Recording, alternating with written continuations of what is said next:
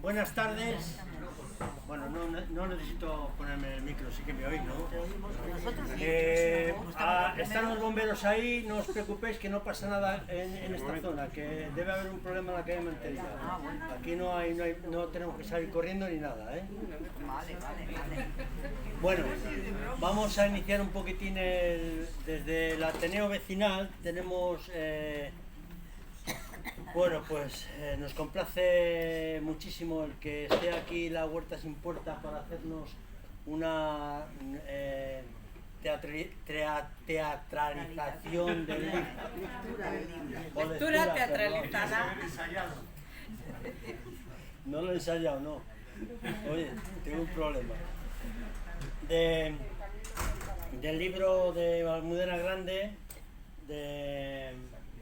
El lector de Julio Verne. No os contamos de qué va porque ya os lo van a contar ellos. No os vamos a contar nada. Pero toca muchas cosas muy interesantes y muy serias y muy profundas. Y bueno, pues esperamos que os guste. Que sepáis que el Ateneo, yo sigo porque este chico se me atasca. Está a disposición de todas las entidades, personas, etcétera, que queréis hacer cualquier actividad, presentar un libro, poner una exposición. Ahora da mucha pena ver estas paredes blancas, pero normalmente hay exposiciones ahí colgadas de gente que quiere que se vea lo que hace. Pequeñas actuaciones como esta, bueno, pues que es un espacio que está a disposición de la ciudadanía. Al fin y al cabo es un espacio municipal, por lo tanto gestionado por nosotros, pero que paga el ayuntamiento, por lo tanto pagamos entre todos y todas, y todos y todas tenemos derecho a utilizarlo. Por lo tanto, nos preguntáis si hay espacios, si está libre, y cualquier actividad que os apetezca hacer de tipo cultural, charlas, presentaciones, etcétera, pues el espacio está a vuestra disposición. Y yo creo que sin más voy a dejar a María José, que quiere... Un segundito.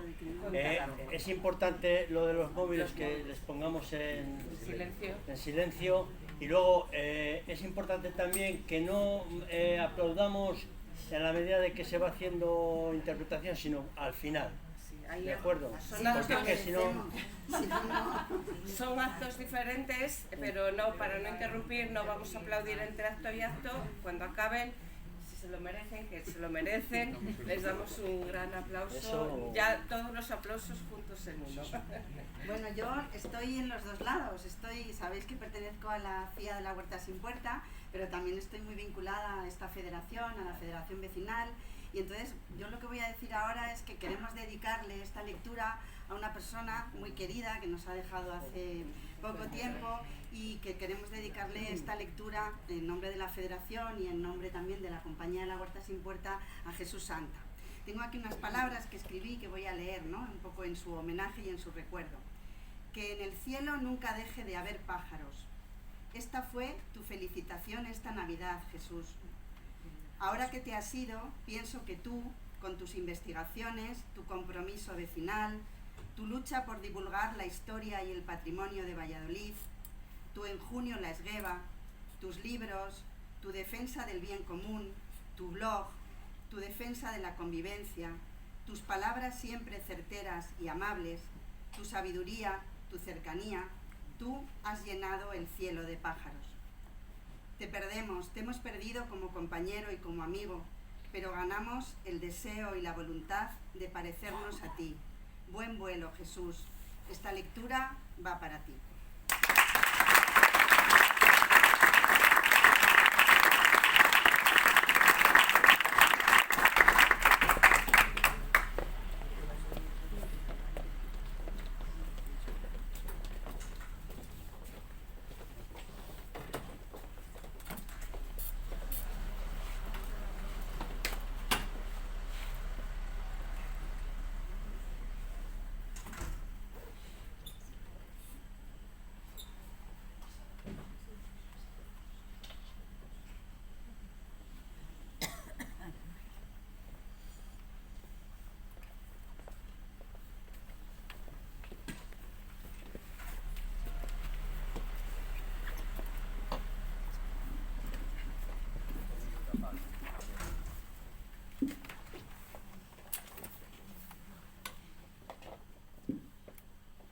estaba esperando.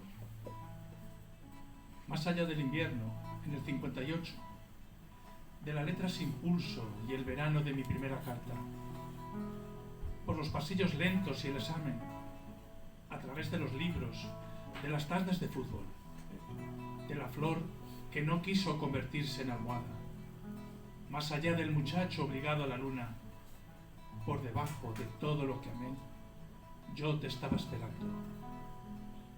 Yo te estoy esperando.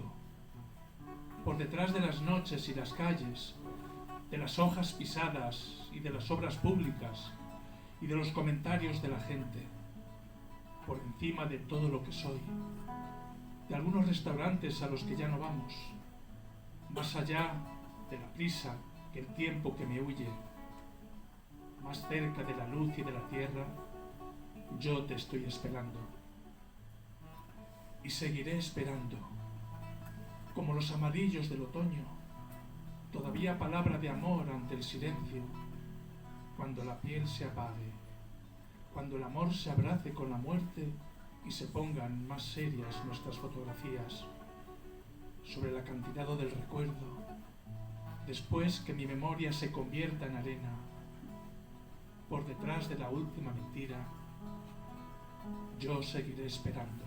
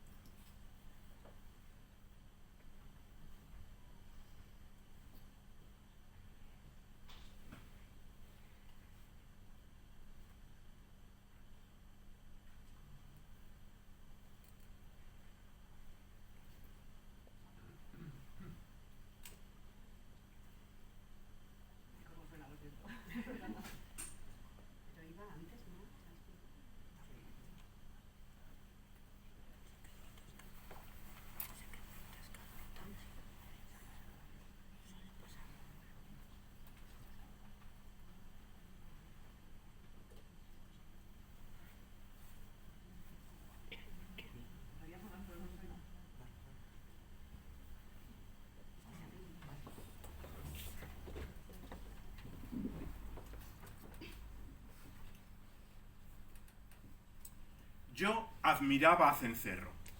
Le admiraba porque era el más poderoso, el más listo, el más valiente de todos los hombres que conocía. Le admiraba porque todas las mujeres de la Sierra Sur suspiraban por él. Tan rubio,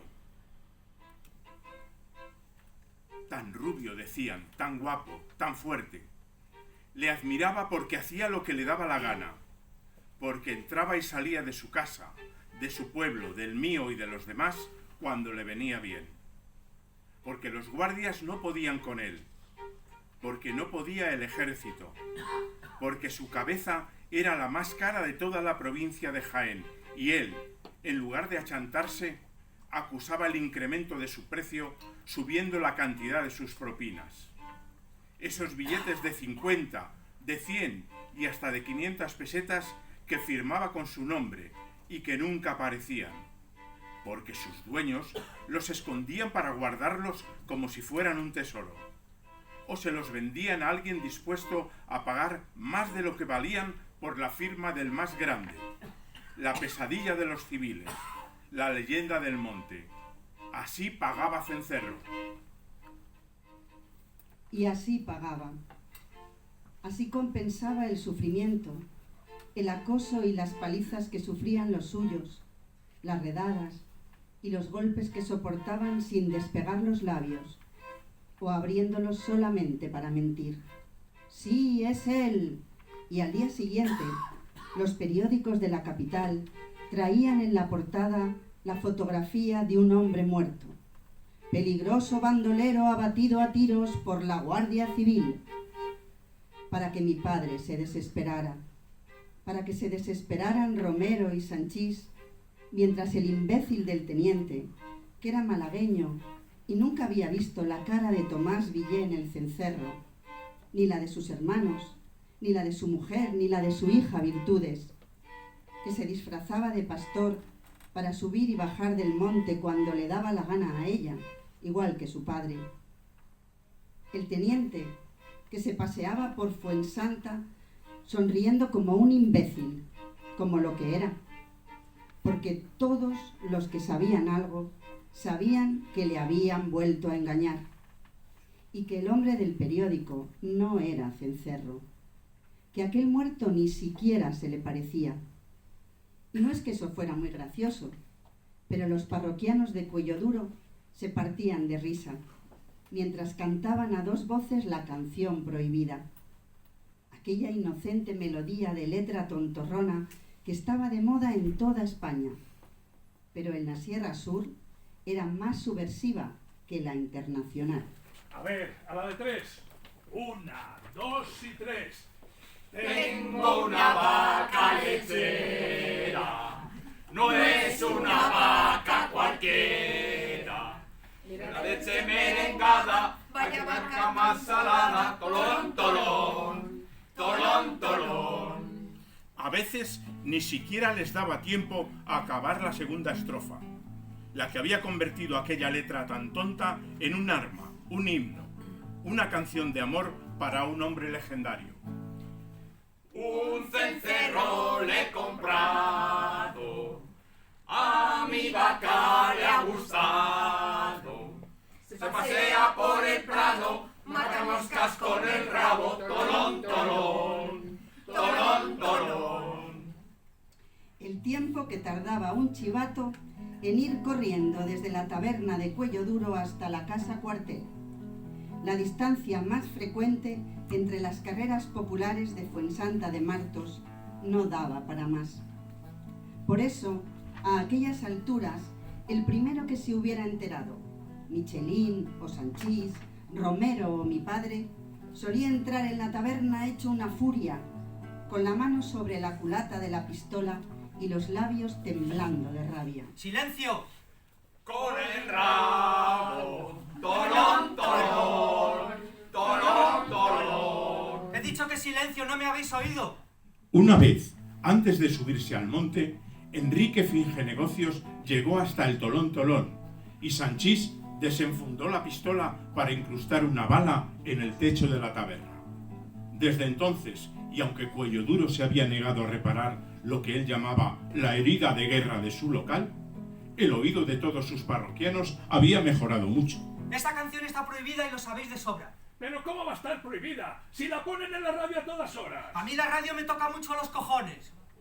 Y como vuelvo a oír esa puta letra una sola vez, el coro entero va derecho al calabozo. Estáis avisados.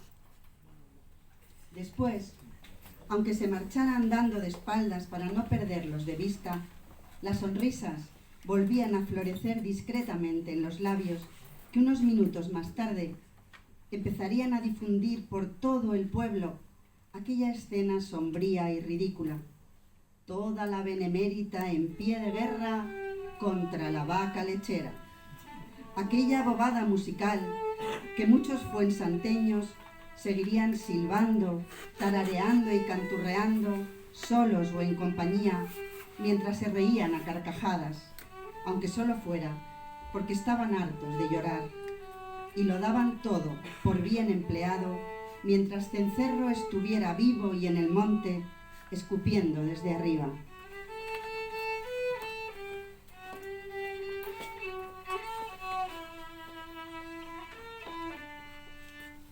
Tengo una vaca lechera, no es una vaca cualquiera. Se pasea por el prado, mata moscas con el rabo, tolón, tolón, tolón, tolón.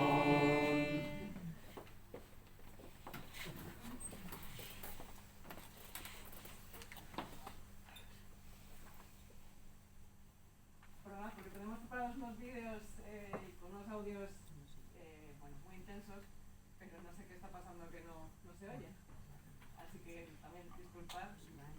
Es el dolor.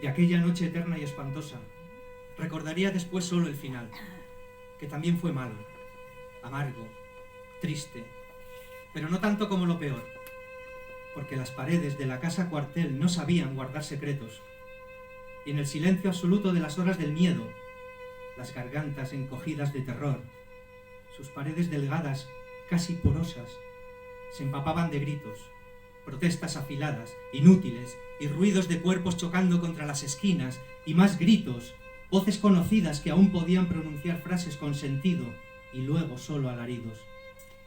Vocales despojadas de significado, letras largas, elásticas, salvajes como gruñidos de animales de otro mundo. Nada más que ruido. Y más golpes de cuerpos derrumbándose, un estrépito de cuerpos cayendo como fardos, como muebles, como piedras, piedras que chillaban, que se quejaban, que solo eran capaces de emitir una vocal sola, larga, interminable. Y un instante de silencio, el espejismo de paz que rompía la voz del teniente. ¡Llevados a este y traedme al de antes! La finura de su acento atravesando la pared, impregnando mis oídos como una maldición, una amenaza, una promesa del infierno que volvería a renacer en un instante, y más gritos, más golpes, más ecos de un dolor cada vez más desnudo, más exhausto, más dolor y... No me peguéis más. Si yo no sé nada. Yo os he dicho que no sé nada. No me peguéis más. Entonces escuché un ruido distinto, liviano, dulce y todavía más terrible. El ruido de los pies de mi hermana Pepa sobre las baldosas. ¿Qué está pasando, Nino? ¿Qué hacen? ¿Qué es esto? No puedo dormir. Las lágrimas temblaban en su voz pequeña, apenas una hebra aterrorizada y sucia que hizo crecer la mía. No es nada, Pepica. Una película como las que ponen en la plaza esos hombres que vienen con el camión todos los veranos. Y mi voz sonaba mejor mientras mentía. Solo están poniendo una película. Igual que me había mentido mi hermana Dulce a mí unos años antes. Ven, límpiate los mocos. Para entonces ya había escuchado tantos golpes que era capaz de distinguir unos de otros. ¿De verdad es una película, Nino? Pues claro, ¿qué iba a ser si no? Y sabía cuándo les pegaban puñetazos y cuándo eran patadas. ¿Puedo acostarme aquí, contigo? Cuándo se caían y cuándo los tiraban. Sí, anda, ven. Y hasta percibía el roce de la tela arrastrándose sobre el suelo, pantalones o faldas que se escurrían hasta encontrar un muro, un rincón que ya no les dejaba retroceder más. Vamos a cantar, ¿quieres? Mi hermana lloraba y yo seguía escuchándolo todo, sabiéndolo todo.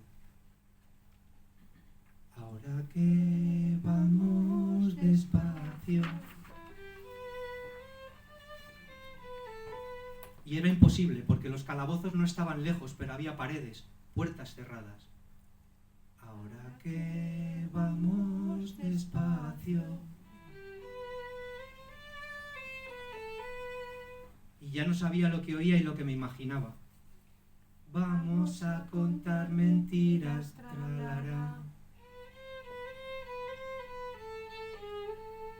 Pero cuando empezaba a dudar de mis oídos, vamos a contar mentiras, tralará. Todo volvía a empezar. Vamos a contar mentiras. No me peguéis más. Si yo no sé nada, por favor.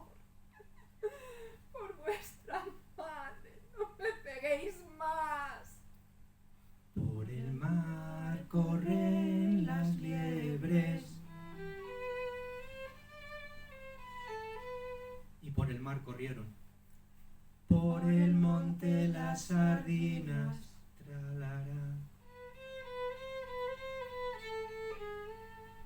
Hasta que mi hermana se quedó dormida, pegada a mí, abrazada a mi cuerpo como un náufrago se abraza a una tabla. Pero yo seguí cantando bajito la canción más larga que conocía. Salí de mi campamento para escuchar mi voz. Salí de mi campamento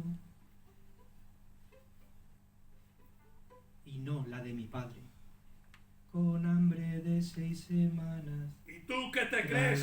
¿Que tu hermano no sabe lo que está pasando aquí? Con hambre de 6 semanas, tralará. Si a él le importara, no permitiría que te pasara esto, ¿o no? Con hambre de 6 semanas. Entonces, ¿por qué le proteges? Me encontré con un ciruelo. ¿Por qué no nos dices lo que sabes? Me encontré con un ciruelo. ¿Por qué no nos cuentas de una vez dónde está? Cargadito de manzanas, tralará. ¡Puta madre! ¡Te lo va a contar, cabrón! Cargadito de manzanas, tralará. Y más ruido, más cuerpos cayendo, más voces ahogándose. Cargadito de manzanas. Y aquella vocal sola, larga, interminable. Empecé a tirarle piedras. Una vez y otra más, hasta que todo se acabó. Empecé a tirarle piedras. Las lágrimas y las canciones. Y caían avellanas, tralará. Las verdades y las mentiras. Y caían avellanas, tralará. La resistencia de los que pegaban y la de los que recibían los golpes. Y caían avellanas. Y yo no me había dormido todavía.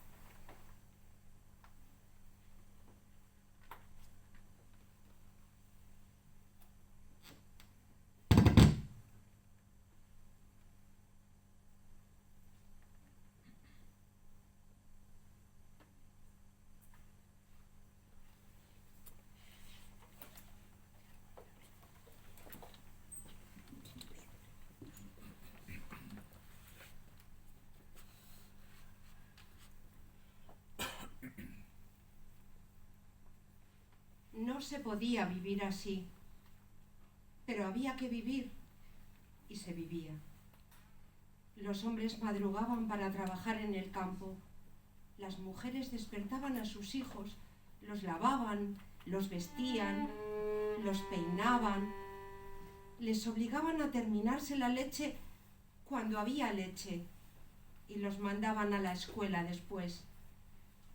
Y cada uno se ponía la máscara de sí mismo para interpretar su papel como si la noche no les hubiera partido el corazón, como si no les hubiera arrebatado para siempre un pedazo, como si no tuvieran que llevarlo a cuestas, eternamente roto, eternamente pesado y maltrecho, y doloroso como una herida abierta que no quería cerrarse. Y así se mezclaban con los demás, con los que no sufrían, los que dormían sin despertarse cada vez que sonaban pasos en la calle, los que no desayunaban miedo, ni comían miedo, ni cenaban miedo. en la fabulosa representación de la normalidad. La apacible envoltura cotidiana del odio, de la rabia, del terror, la farsa agonizante de los desesperados. Y esas mujeres de luto que habrían preferido estar muertas, pero vivían y seguían levantándose para vestirse de negro todas las mañanas.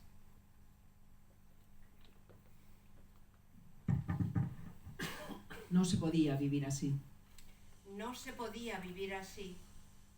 Pero así vivíamos, y los paréntesis de tranquilidad, los meses sin redadas, sin detenciones, sin entierros, no tenían más sentido que la espera, los minutos, los días, las semanas que faltaban para que todo empezara otra vez, para que regresaran los camiones y las patrullas, y la ruleta rusa de las detenciones, visitas inesperadas, unos nudillos tocando de noche en la puerta de al lado, quizás en la propia.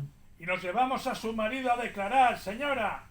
Pero no se preocupe, que se lo devolvemos enseguida. Ya te puedes ir, pero echa por ahí delante que te veamos bien.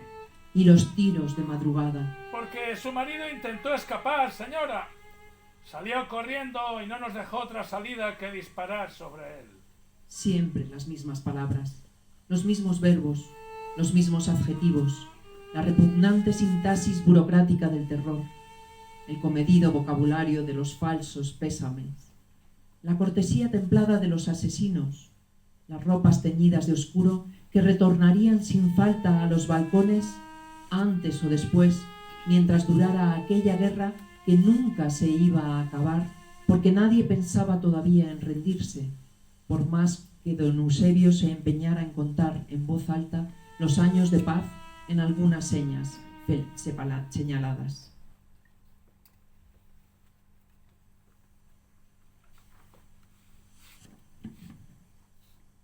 No se podía vivir así.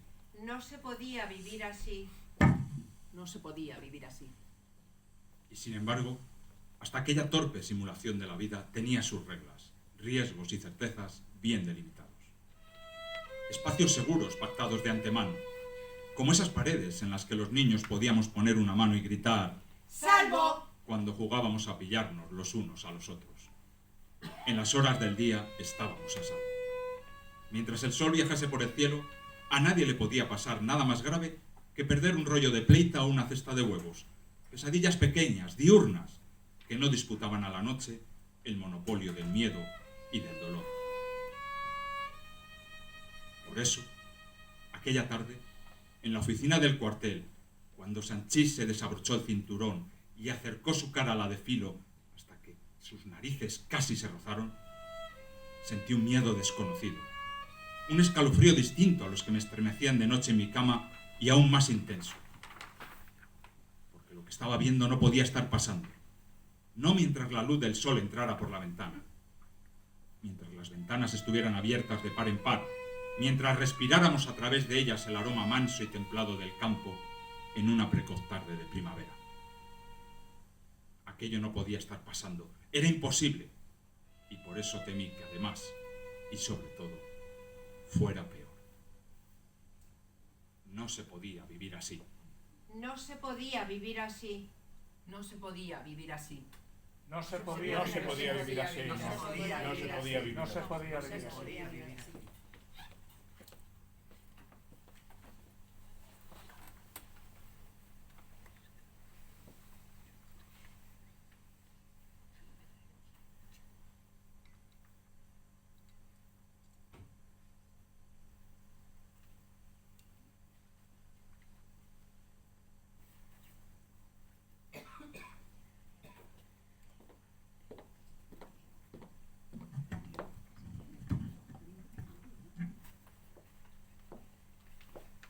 La casa de doña Elena era blanca, bonita, pequeña y limpia igual que ella. Escondida entre los árboles y rodeada de macetas, tenía una sola habitación cuadrada, tan resplandeciente de cal como la fachada. El suelo estaba alfombrado con esteras de esparto, tan bien rematadas y encajadas entre sí, que no dejaban adivinar el pavimento que recubrían, y había que acercarse mucho a las ventanas para descubrir que sus marcos, bajo sucesivas, minuciosas capas de pintura azul, estaban fabricados con distintos fragmentos de madera, a veces muy pequeños, pulidos y encolados para formar listones uniformes. Un trabajo tan primoroso solo podía ser obra de Lorenzo Fingenegocios, que antes de subirse al monte había sido el mejor carpintero de los alrededores, aunque siguiera cargando con el mote de su abuelo, un vago que se ponía todos los días un traje y una corbata para pasearse por el pueblo de taberna en taberna con un maletín en la mano, como si fuera un banquero muy atareado. A la izquierda de la puerta había una cocina que su propietaria no utilizaba porque comía y cenaba en la casa grande. Y justo enfrente, entre dos mesillas con encimeras de mármol blanco, una cama de matrimonio con cabecero de hierro forjado, cubierta por una colcha de terciopelo rojo oscuro y flecos de seda, que parecía haber llegado de otro mundo, igual que la mesa y las sillas de madera tallada que ocupaban el centro del cuarto. Pero ninguno de estos muebles valía nada en comparación con el tesoro que se extendía sobre la pared frontera a la puerta, debajo de un altillo corrido, tan profundo que 2 ventanucos no bastaban para iluminar su contenido, y en el que doña Elena había almacenado todos los trastos que encontró desperdigados por el suelo al llegar. Debajo del voladizo de madera, encajadas contra él como si formaran una biblioteca hecha a medida, 4 hileras contiguas de cajas de fruta a las que se les había arrancado los tablones del fondo para apilarlas una sobre otra por su lado más largo, contenían, limpios y ordenados, más libros de los que yo había podido imaginar jamás que poseyera una sola persona. Cuando los vi, no pude decir nada. Sentí que las piernas se me doblaban solas al acercarme a ellos, y avancé los dedos de la mano derecha para acariciar con el borde de las yemas los lomos de piel y de papel, desgastados los primeros, suaves como el cuero viejo, estriados los segundos, como si los hubiera abierto muchas veces. El origen de las especies. Don Quijote de la Mancha. La rebelión de las masas. El Lazarillo de Tormes. Robinson Crusoe. Don Juan Tenorio. Rojo y negro. La Divina Comedia. Romancero gitano. La Celestina. La Comedia Humana. Cumbres borrascosas. Campos de Castilla. Ana Karenina. La montaña mágica. La Regenta. San Manuel Bonomarti. 20 poemas de amor y una canción desesperada. El árbol de la ciencia. Rimas y leyendas. Edgar Allan Poe, cuentos. Benito Pérez Galdós, obras completas. Episodios nacionales, tomo 1, tomo 2, tomo 3. Leí todos estos títulos saltando de un cajón a otro, de una fila a otra, casi sin fijarme en las letras que descifraba a toda velocidad, como si temiera que fueran a desaparecer de un momento a otro, fruto de un ensalmo, un hechizo, una ilusión perversa que se desvaneciera en el aire sin haber llegado a existir jamás. Hasta que logré cerrar la boca y volví a respirar por la nariz, y mi corazón recuperó el gobierno de sus propios latidos. Entonces moví la cabeza y vi que doña Elena me miraba muy sonriente. Usted debe ser muy feliz, ¿no? Pues no, no soy muy feliz. ¿Por qué lo dices? No sé, teniendo tantos libros, yo nunca he visto tantos juntos en mi vida. Pues en Carmona tenía muchísimos más. Y en unas librerías muy buenas, por cierto, con puertas de cristal y todo. Y acarició con ternura los lados vastos, astillados, de la caja de naranjas a la que le había correspondido custodiar lo que yo aprendería algún día, que se llamaba el siglo de oro de la literatura española. Aquí tengo poco más de 300, pero llegamos a tener casi 5000. ¿Sí? ¿Y los ha dejado allí? Pues es una pena, porque podríamos... No, allí ya no queda nada. Lo vendí todo. La casa, los muebles, los libros de medicina de mi marido, que eran los que más valían. No saqué gran cosa, desde luego, pero tuve que aceptar lo que me ofrecieron y dar las gracias encima. Solo me quedé con mi cama, con mi mesa, mi butaca favorita, los libros sin los que no podría vivir y los que pensé que ayudarían a vivir a mi nieta. Pero ya ves, a Elenita no le gusta leer. No hay manera de que coja un libro. No, pues a mí... Ya lo sé. Me lo ha contado Pepe. Pero todavía no has mirado donde más te conviene. Yo en tu lugar me fijaría en el tercer estante de los que están al lado de la escalera. 5 semanas en globo. Viaje al centro de la Tierra. La vuelta al mundo en 80 días. Miguel Strogoff. Las tribulaciones de un chino en China. El testamento de un excéntrico. El dueño del mundo.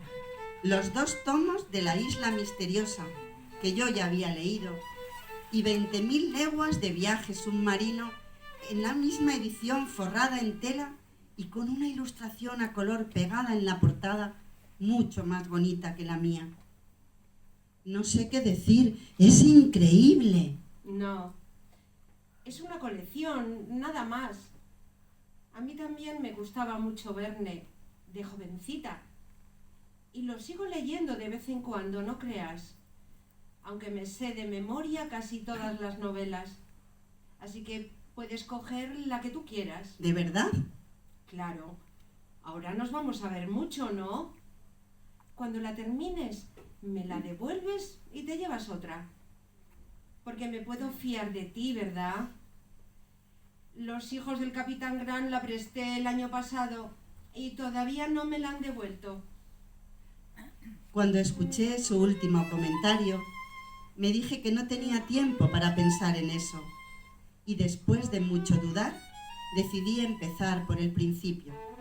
Escogí 5 semanas en globo y no lo solté ni un instante.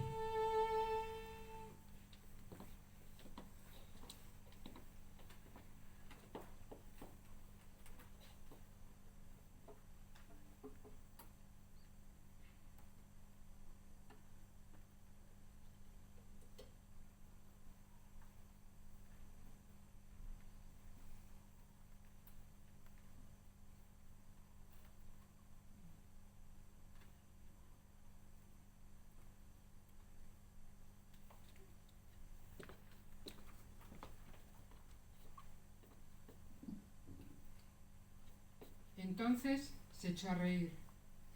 No era la primera vez que me hablaba como si tuviera el don de leer mis pensamientos, pero yo estaba seguro de que ninguna cosa que me dijera aquella tarde podría convencerme. Estuve a punto de decírselo en voz alta, de pedirle que me dejara en paz, porque mi padre había matado por la espalda a Pesetilla, y eso ya no tenía remedio. La verdad es también lo que ha sucedido, aunque nos guste tan poco que habríamos dado cualquier cosa por haberlo podido evitar. Yo habría dado cualquier cosa por evitar aquella muerte, pero no existía ningún remedio, ninguna solución a mi alcance y solo un camino para mí.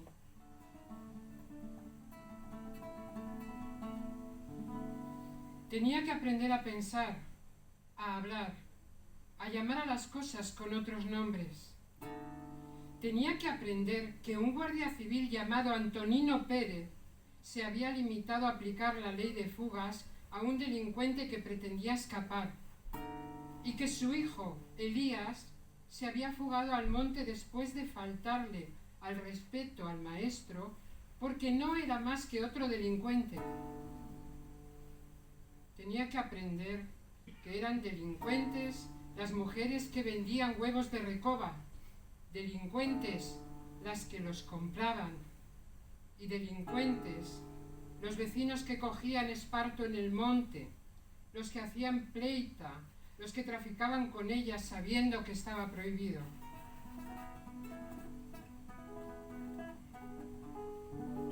Solo así podría aprender después que Cencerro había sido un delincuente, aunque fuera el hombre más listo, el más fuerte, el más valiente al que había llegado a admirar en su vida a un idiota como yo, y que delincuente había sido su mujer, por quererle, por acostarse con él, por decir la verdad y que el hijo que estaba esperando era suyo.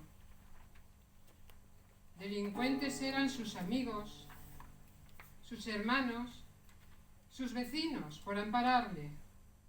Delincuentes, los taberneros, que fingían haber perdido los billetes con su firma cuando se los pedía la Guardia Civil. Delincuente, cuello duro, por pagar una ronda cada vez que aparecían. Y delincuentes, sus parroquianos, por aceptarla mientras cantaban a coro la vaca lechera. Fernanda la Pesetilla era una delincuente por no haber querido entregar a su marido. Su madre, otra delincuente, por ir vestida de luto y colgar sus ropas en el balcón cada vez que mataban a un bandolero. Y ellos, los hombres del monte, más delincuentes que nadie.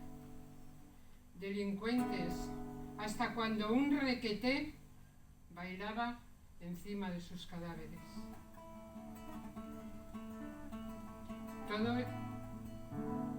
Todo eso tenía que aprender yo. Todo eso tenía que meterme para siempre en la cabeza. Y que los chivatos eran ciudadanos ejemplares, los traidores, ejemplares partidarios de la legalidad, los cobardes, personas tranquilas y honestas, amigas de la paz y el orden. Todo eso tenía que pensar, aunque no lo entendiera, aunque no lo sintiera, aunque me repugnara pensarlo, y que la verdad es solo la parte de la verdad que nos conviene.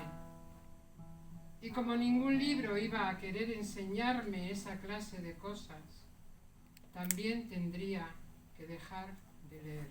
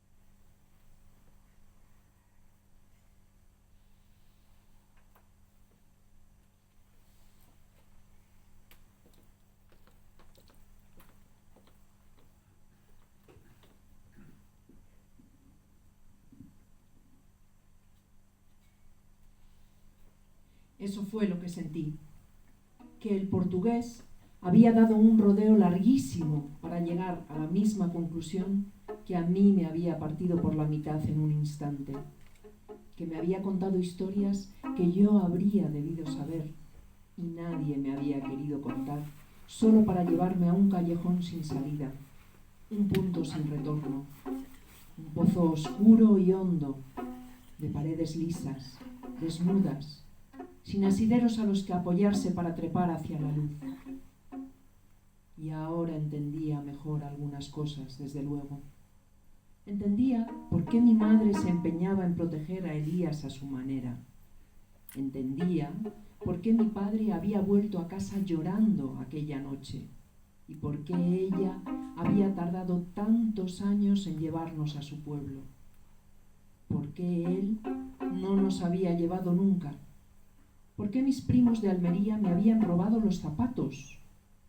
¿Por qué un desconocido de sonrisa torcida me había dicho en la puerta de una iglesia que se alegraba de no ser mi padre? Y la ruina de mi propia casa, la tragedia de no poder llorar, de no poder hablar, de no poder compartir con nadie la memoria de un padre, de 3 hermanos muertos, la trágica obligación de tragárselo todo, las lágrimas, las palabras, las culpas, todo dentro, siempre adentro. Mi padre y mi madre cuchicheando cuando andábamos cerca, dándose golpecitos en los labios con el dedo índice y... ¡Cállate, Mercedes! ¡Que te pueden oír! Calla, Antonino, que te puede oír alguien. Aquella vida mala, sórdida, insana como un sótano húmedo y sin ventilar, donde florecía el moho de un miedo perpetuo.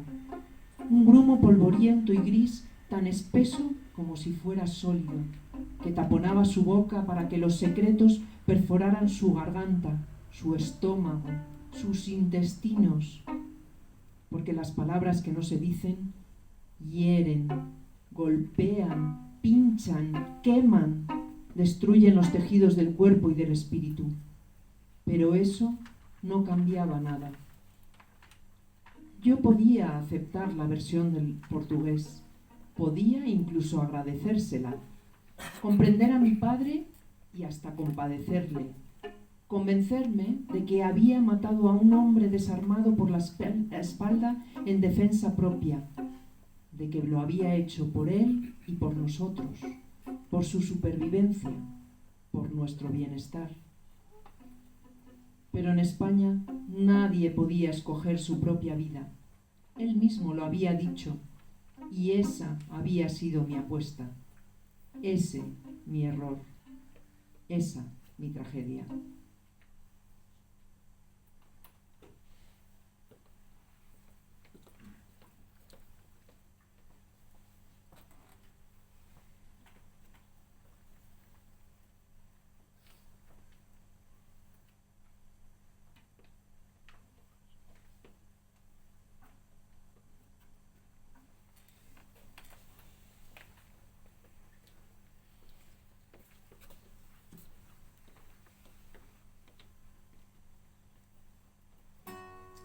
Ahora tienes que pensar sobre todo en ti. Eso es lo más importante. ¿Qué va a pasar contigo? ¿Qué clase de persona quieres ser? Si vas a acatar la voluntad de los que mandan, o vas a ser capaz de no tenerla en cuenta. Hay personas que creen que en España las cosas son como deben de ser, que la Guardia Civil no tiene por qué dar explicaciones a nadie de sus actos, que no hace falta ningún juicio para decidir que una persona es culpable, que toda ley debe cumplirse, aunque sea injusta, solo porque es la ley. Otras personas, muchas más, no lo creen, pero no se atreven a decirlo en voz alta porque tienen miedo y les gustaría vivir en un país diferente, con leyes diferentes, una policía diferente que cumpliera otra clase de deberes, pero encogen los hombros y se callan para que no les pase nada malo, porque saben la clase de cosas que pasan y hasta qué punto puede ser peligroso llevarle la contraria a los que tienen el poder. Y hay algunas personas, pocas, que piensan por su cuenta y dicen lo que piensan y actúan de acuerdo con sus ideas, y no porque no conozcan el riesgo que corren, sino porque creen que correr ese riesgo merece la pena. ¿Y tú? ¿Qué clase de persona vas a ser tú? ¿A quién quieres parecerte? Eso es lo más importante de todo, porque tú, ahora mismo, tienes la facultad de decidir sobre la suerte de mucha gente. Tu padre, tu madre, seguramente también tus hermanas y todas las rubias. Y eso es mucho para un niño de 10 años. Lo sé. Es demasiado. Pero lo peor es que no vas a tener siempre 10 años, Nino. El año que viene tendrás 11, y al otro 12, y luego 20, y después 25, y todos los días de esos años, y de los que vengan más tarde, te acordarás de la decisión que vayas a tomar ahora. ¿Te alegrarás o te arrepentirás? Y esa clase de persona serás. Un hombre valiente, que a los 10 años fue capaz de cargar con un secreto terrible, que hizo de tripas corazón y apretó los dientes y siguió adelante para no hundir a su padre, a su madre, a 5 mujeres que no se lo merecían y a una que tal vez se lo había buscado. A un hombre cobarde que prefirió lloriquear, darse pena a sí mismo, que se escondió en su cuarto diciendo que le dolía la barriga y que no quiso hacerle mal a nadie, pero tampoco hizo nada por evitarlo. Eso es lo que tienes que pensar muy bien, Nino.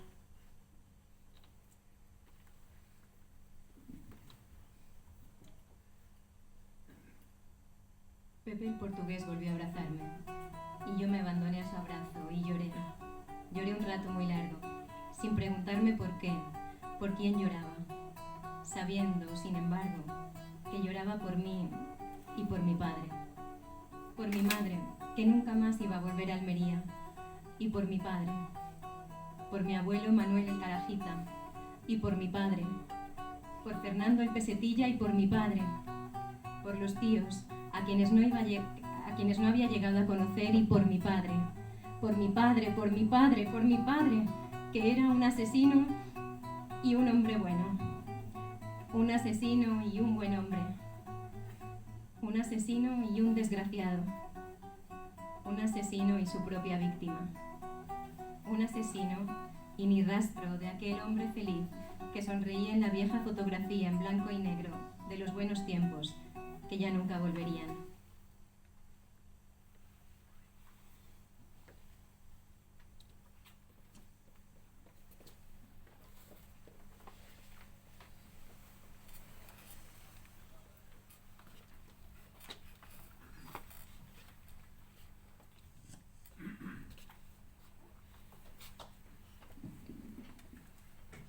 Yo estaba allí y lo vi.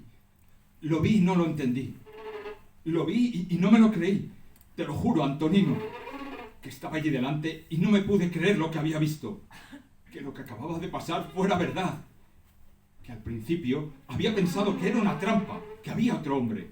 Un tercer tirador, como el que forzó la muerte de Comer Relojes. Pero no. Allí no había nadie más. Allí estaban solo Sanchís y él.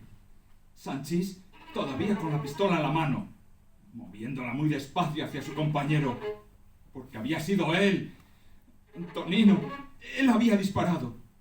Él acababa de matar al Pirulete, y yo no lo entendía, no sabía por qué, si venía a proponernos un trato, si estaba dispuesto a cantar, a contárnoslo todo. Y se lo pregunté, le dije, ¿qué has hecho? ¿Por qué le has matado? ¿Te has vuelto loco, Miguel?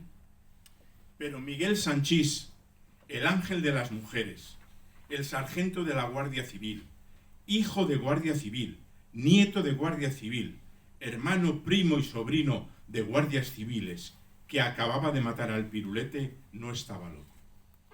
Miguel Sanchís, que era un atravesado y un cabrón que disfrutaba maltratando a la gente. Un cabrón que se divertía amenazando a las mujeres con violarlas. El mismo cabrón que, sin embargo, no había querido delatarme cuando me vio con Elena en la puerta de la churrería. Quizás por eso tuve ganas de llorar por él. Por eso y porque adiviné que no llegaría vivo al final de aquella historia, de su historia. Porque supe que estaba muerto antes de que Curro terminara de contarla. Eso habría sido mejor para Curro, para mi padre, para el teniente. Habría sido más sencillo, más fácil de contar, de entender, más fácil sobre todo de olvidar. Pero Sanchís no estaba loco y quiso aclararlo inmediatamente. Las manos quietas, Curro. Tira esa pistola al suelo si no quieres que te mate aquí mismo. Hazme caso, porque no merece la pena que mueras tú también, ¿sabes? Y no estoy loco, pero si no tiras el arma al suelo ahora mismo te dejo igual que a este. Y yo no sé si hice bien. Bueno, sé que hice mal, pero estaba cagado de miedo. Esa es la verdad, que me cagué de miedo y tiré la pistola. Porque él tenía la suya en la mano, porque me estaba apuntando, porque me miraba con una cara que creí que me iba a matar a mí también, te lo juro. Antonino, te juro que pensé que me iba a matar, pero no lo hizo. Yo creo que solo quería hablar, que quería estar seguro de que iba a escuchar todo lo que quería decirme. Aquí abajo estoy yo solo. Eso fue lo primero que me dijo. Aquí abajo estoy yo solo, pero arriba hay muchos más. Eso me dijo, y yo debería haber comprendido, pero no quise. No pude comprender. Es que no me cabía en la cabeza. ¿Que estás tú solo en qué? No te entiendo, Miguel. ¿Qué estás diciendo? A eso ya no quiso contestarme. Dile a Pastora que la quiero. Dile que la quiero mucho. Muchísimo. Como no he querido nunca a nadie. Que la quiero más que a mi vida. Y entonces se le quebró la voz, como si estuviera a punto de llorar. Parecía a punto de echarse a llorar, pero sonrió. Tú no lo vas a entender, pero ella sí lo entenderá. Y en ese momento ya era él y no era él. Y ya sé que no os lo vais a creer, que no podéis entenderlo, porque hace más de 2 años que Sanchís era mi compañero. Y sin embargo fue como si no lo hubiera visto nunca. Y no entendía nada, no sabía lo que estaba pasando, por qué estaba pasando. Pero él seguía apuntándome con la pistola y pidiéndome cosas con una voz muy suave. Una voz amable que tampoco era su voz. Dile a las rubias que lo siento mucho. Eso me dijo. Me lo pidió por favor. Él, que nunca le había pedido nada por favor a nadie. Y aunque a lo mejor Fernanda ya lo sabe, pídele también a su madre que me perdone. Cuéntale que yo sabía que aquella noche el saltacharquitos estaba en el desván de su casa, con un balazo en el hombro, y que tenía que distraeros, alejaros de allí. Así que hice lo que era necesario. Lo hice porque era necesario. Todo eso me dijo. Y al final me preguntó si me acordaría de todo. Y le dije que sí, y me dio las gracias. Y yo estaba tan aturdido, tan confundido todavía, que no comprendí lo que iba a pasar. No fui capaz de adivinarlo, no pude impedirlo. Solo mirarle. Le miré y vi que se le caían 2 lágrimas de los ojos. Solo 2 lágrimas muy grandes que le resbalaron despacio por la cara, mientras se llevaba la pistola a la cabeza, mientras apoyaba el cañón en la sien, y ya tenía el dedo en el gatillo cuando gritó: ¡Viva el Partido Comunista de España! Y un instante después volvió a gritar: ¡Viva la República! Y se mató.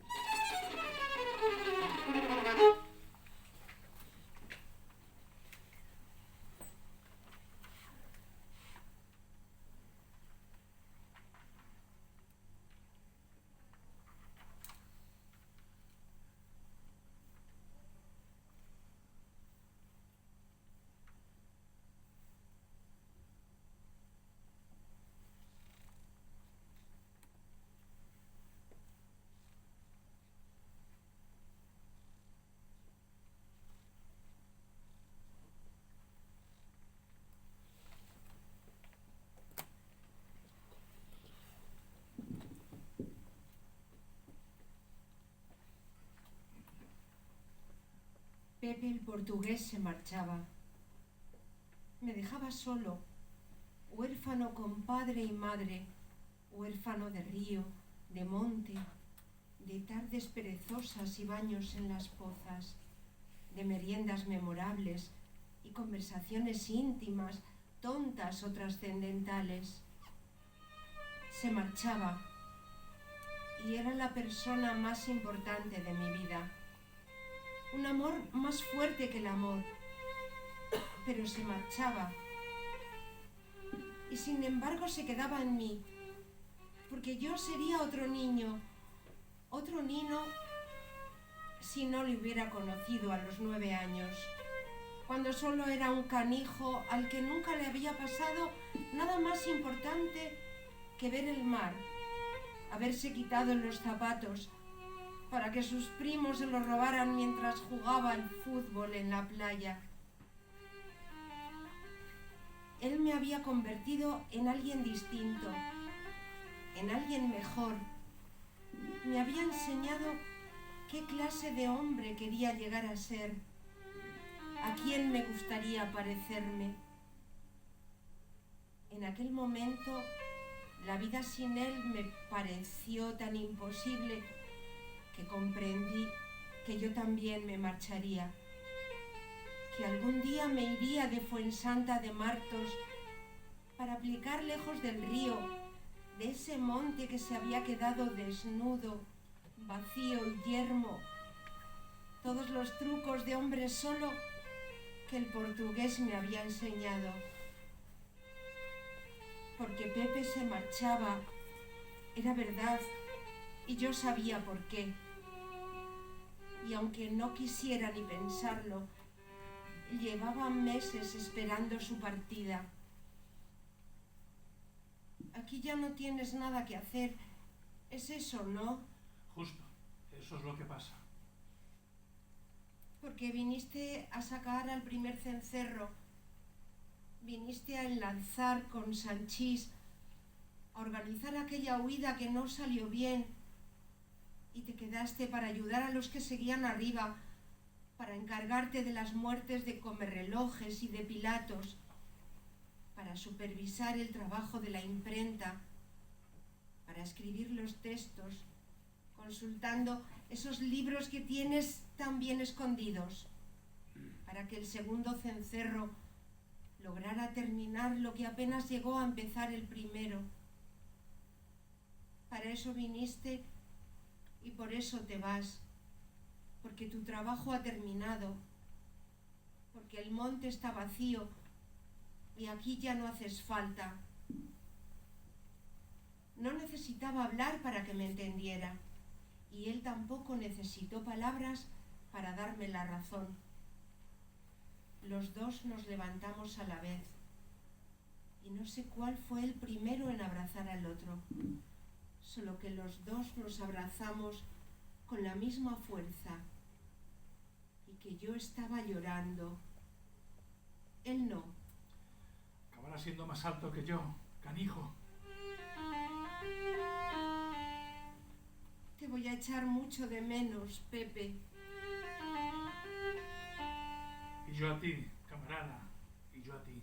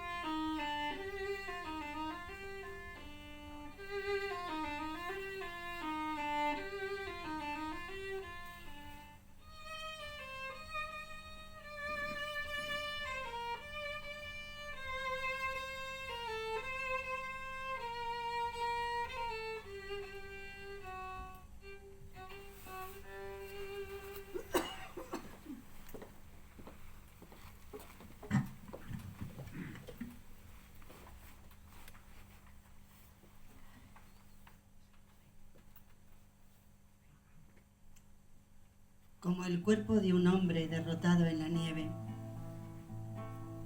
con ese mismo invierno que hiela las canciones, cuando la tarde cae en la radio de un coche, como los telegramas, como la voz herida que cruza los teléfonos nocturnos, igual que un faro cruza por la melancolía de las barcas en tierra, como las dudas y las certidumbres, como mi silueta en la ventana. Así duele una noche, con ese mismo invierno de cuando tú me faltas, con esa misma nieve que me ha dejado en blanco, pues todo se me olvida si tengo que aprender a recordarte.